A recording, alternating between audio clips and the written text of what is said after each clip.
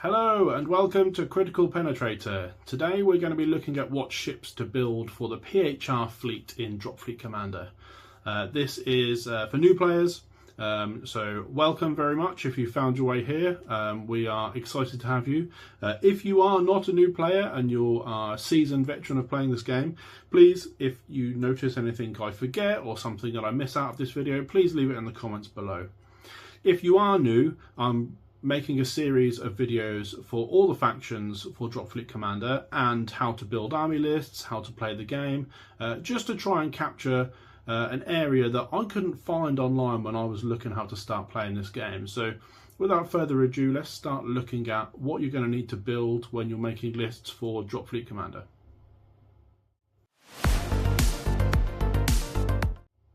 Okay, so let's just dive in then.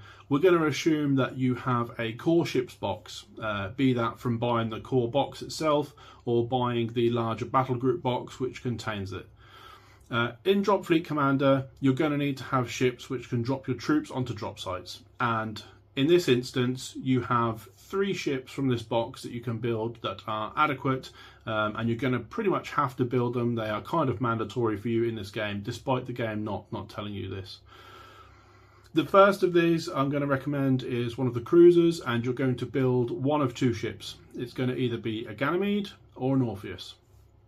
This is a bulk lander 4, so you're going to drop 4 bulk landers onto a drop site, and the only difference between these 2 ships, the real difference between the 2 is the Ganymede is pretty much all kinetic weaponry. The Orpheus has the supernova laser energy weapon coming out the front. That's the main differences that you need to decide when you are looking at these ships. If you're not sure, you've never played a game, it doesn't matter. Pick the one you like the look of the best. If you like them equally, flip a coin, build that one. That is genuinely how I would go about doing it at this point. It's not going to matter because later on you're either going to build the other one or you're going to supplement your army with something that makes up for the weaknesses that you didn't build. So for example, if you need more energy weapons, you might go for the Orpheus. If you don't need the energy weapons, you might go for the Ganymede. It just depends what you're doing. But right now you won't know that. I don't know that for your particular circumstance. So that's what you're going to do. Secondly, you're going to take 2 of the frigates. Now this is the smaller chassis, and you're going to build 2 Medea strike carriers. Now these come in a group of between 1 and 2, and so you're going to build 2 of them because that's the max size you can take, and they can drop 1 troop each onto a drop site.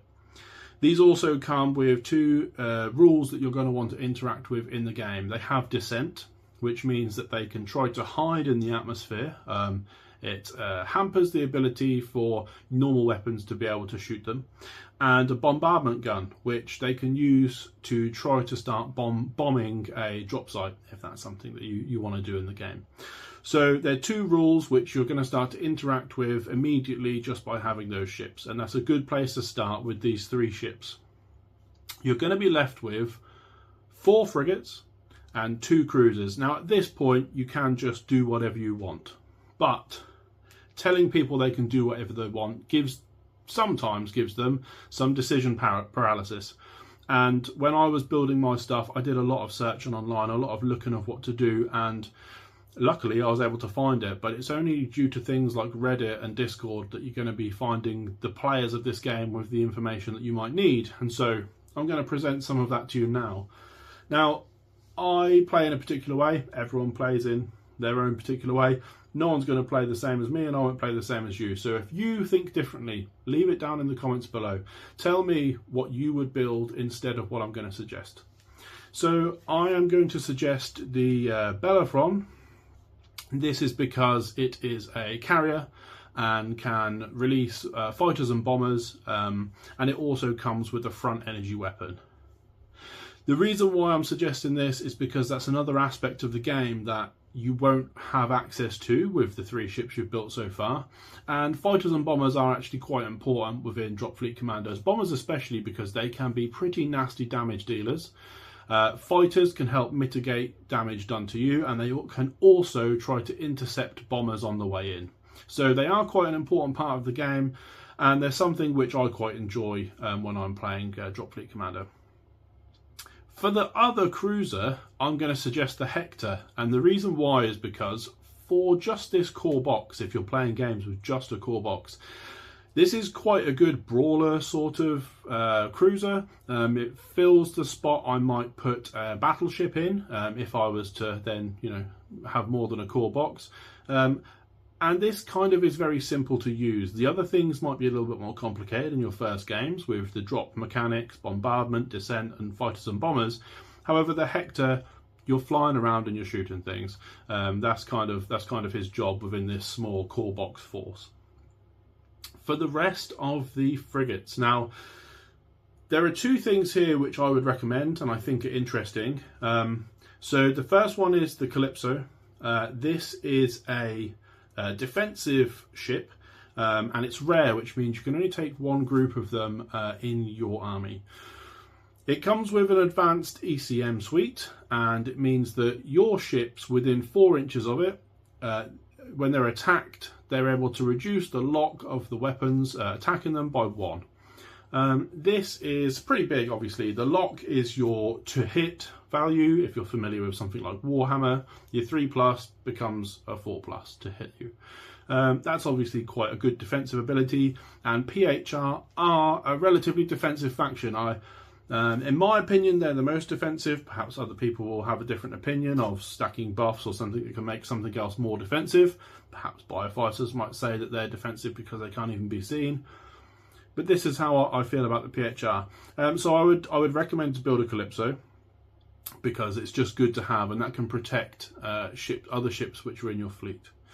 The next thing I'm going to suggest you to build with the other frigates is the Andromeda Escorts. Now, this is going to add some more rules in, which you don't currently have built from the core box.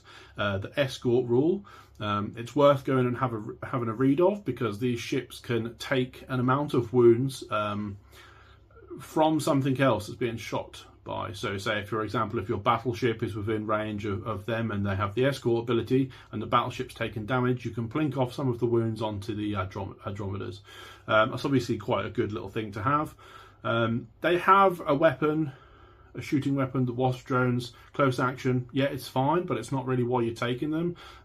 They are small carriers, so they release 1 fighter or bomber each whenever you launch. So they can add to the Bellerophon with his fighters and bombers, and that's going to make just a nice little force for you there. So you're going to end up with 2 different types of dropping ships. You've got the Orpheus or the Ganymede, and then the Medea strike cruisers. You're going to have a Bellerophon, you're going to have a Hector, you're going to have a Calypso, and you're going to have some Andromedas. And that's going to be your full core fleet.